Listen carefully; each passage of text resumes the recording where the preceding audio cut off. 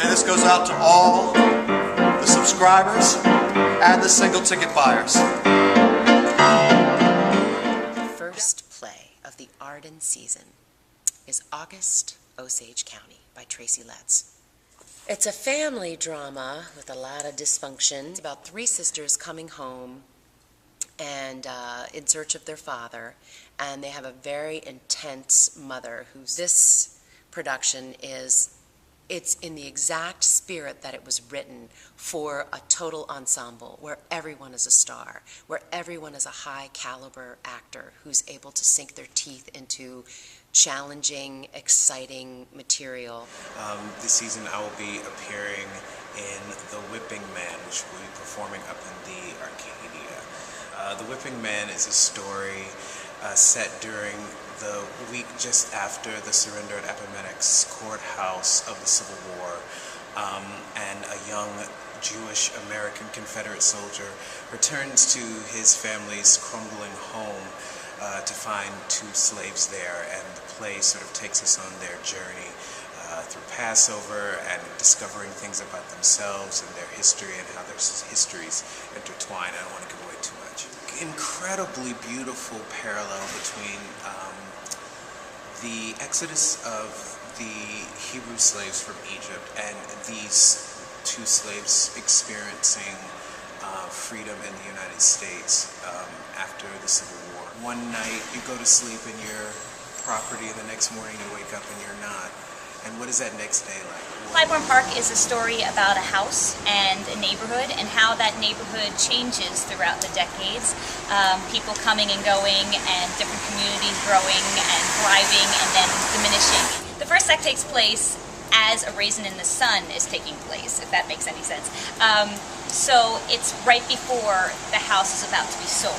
And then in the second act, I play a woman who's buying the house. This is in modern times, so the neighborhood is now going through another change where people are coming back into the neighborhood and investing in it, and there's going to be Whole Foods and a Starbucks, and how the neighborhood, the people in that neighborhood feel about this gentrification happening. I think the play is something that everyone can relate to, especially here in Philadelphia, from the position of being excited for a neighborhood changing and being a little bit reluctant to see and fearful of what that means, what change means to your neighborhood, whether or not your property taxes go up or if you're afraid that it's just going to lose its character and its soul and its identities. And I'm playing Cyrano in the upcoming production of Cyrano here at the Arden. It's a story of a fellow who's not the best looking guy. He has a big nose and he's in love with a beautiful woman, and she's in love with a beautiful man, and so it's a sort of a love triangle thing. It's got everything. This show's got everything. It's very, very romantic. It's very, very funny. There's action, there's a war, and there's duels, sword fights. There's intrigue and suspense. Very, very big nose, really. It's a spectacular snout. Well, Tulipo Mania is about the Dutch tulip craze of 1636, which was the precursor to all of the bubbles that followed. The railroad bubble, the newspaper bubble, the housing bubble, the dot-com bubble. This was the first one. And it's about a man who sacrifices everything in the world for a tulip. And it's about addiction, and it's about obsession, and going after what you want at the expense of others.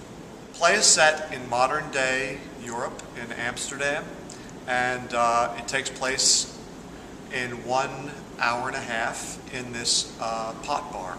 These 5 people come together on a rainy afternoon and listen to the owner's story, and somehow it becomes part of their lives. Let Tulipo Mania